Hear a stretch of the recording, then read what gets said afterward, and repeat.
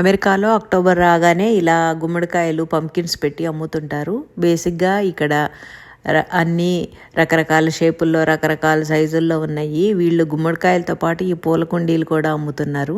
బేసిక్గా ఈ గుమ్మడికాయలు అక్టోబర్ 31 హ్యాలోవిన్ పండుగ కోసము.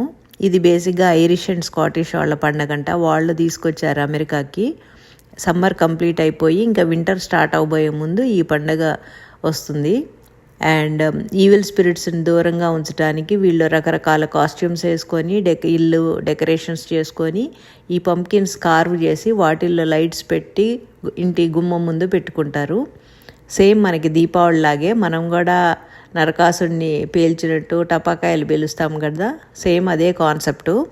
అండ్ ఈ డెకరేషన్స్, ఈ గుమ్మడికాయలు, ఈ కాస్ట్యూమ్స్ వీటి వల్ల కొంచెం ఎకానమీ కూడా బూస్ట్ అవుతుందంట. అలా రెడీ అయిపోతున్నారు హ్యాలోవిన్కి.